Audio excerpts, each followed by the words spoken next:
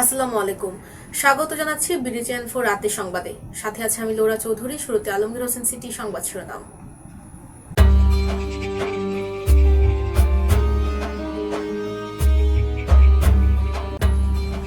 বেতনের 10% গরিবদের জন্য সরকারি কোষাগারে ফিরিয়ে দেন প্রধানমন্ত্রী তারেক রহমান।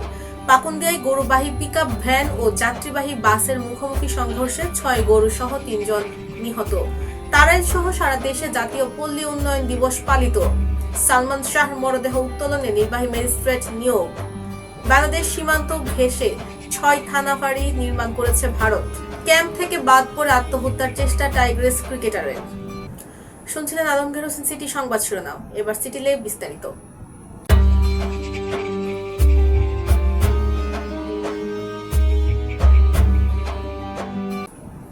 প্রধানমন্ত্রী তারেক রহমান তার বাবা বিএনপির প্রতিষ্ঠাতা ও সাবেক প্রেসিডেন্ট জিয়াউর রহমানের মতো নিজের বেতনের একটি অংশ সরকারি কোষাগারে ফেরত দিচ্ছেন বলে জানিয়েছেন স্বাস্থ্যমন্ত্রী সরদার মোহাম্মদ সাখাওয়াত হোসেন। আজ রাজধানীতে বাংলাদেশ মিডওয়েফারি সোসাইটির আয়োজিত এক অনুষ্ঠানে প্রধান অতিথির বক্তব্যে এই কথা বলেন তিনি।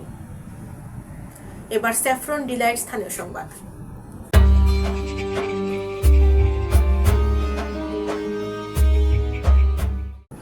ঢাকা কিশোরগঞ্জ আঞ্চলিক মহাসড়কের পাকুন্দিয়ায় গরুবাহী পিকআপ ভ্যান ও যাত্রীবাহী বাসের মুখোমুখি সংঘর্ষে ঘটনাস্থলে 3 জন নিহত হয়েছেন। এই ঘটনায় আহত হয়েছেন আরও 2 জন। আহতদের অবস্থা আশঙ্কাজনক বলে জানা গেছে। এছাড়া দুর্ঘটনায় পিকআপে থাকা 6টি গরুও মৃত্যু হয়েছে। আজ বেলা 3:30টার দিকে পাকুন্দিয়া উপজেলার সুখিয়া বাজারের ব্র্যাক ব্যাংকের সামনে এই দুর্ঘটনা ঘটে। বাংলাদেশ পল্লী উন্নয়ন বোর্ড তারাইলের যৌথ আয়োজনে দিবসটি উপলক্ষে একটি বর্ণাঢ্য র্যালি বের করা হয়। এছাড়াও সারা দেশ সহ কিশোরগঞ্জ জেলার ইটনা, কুলিয়ারচর, পাকুন্দিয়া এবং ময়মনসিংহ জেলার নান্দাইল ও ঈশ্বরগঞ্জ উপজেলার জাতীয় পল্লী উন্নয়ন দিবস পালনের খবর পাঠিয়েছে আমাদের প্রতিনিধিগণ। এবার বেলিফুল ক্যাফে এন্ড রেস্টুরেন্ট বিনোদন সংবাদ।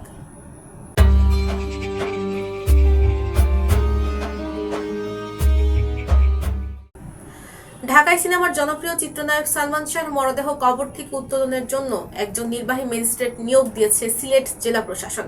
রোববার বিকেলে ঢাকা মহানগর পুলিশের প্রসিকিউশন বিভাগের রমনা থানার আদালতের সাধারণ নিবন্ধন শাখার কর্মকর্তা পুলিশের উপপরিচালক শাহ আলম গণমাধ্যমকে বিষয়টি নিশ্চিত করেন। এবার জীবনদীপ হেলথ সেন্টার আন্তর্জাতিক খবর।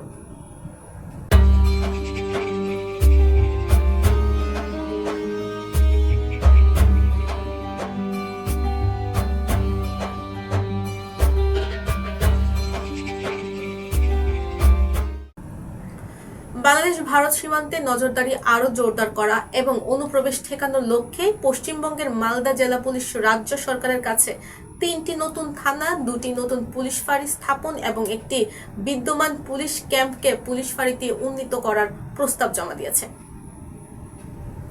এবার সেফ লাইফ টয়লেট্রিজ লিমিটেড খেলা সংবাদ।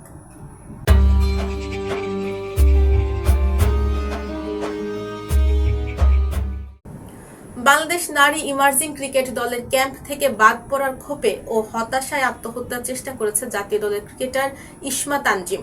তার দাবি, ফিট থাকা সত্ত্বেও ইনজুরির অজুহাতে তাকে দল থেকে বাদ দেওয়া হয়েছে। দীর্ঘদিন ধরে দলে নানান পরিস্থিতির শিকার হওয়ার কথাও জানালেন 29 বছর বয়সী এই অলরাউন্ডার। দর্শক, সংবাদ শেষ করার আগে ম্যাপেল ইন্টারন্যাশনাল স্কুল সংবাদ শিরোনামগুলো আরও একবার।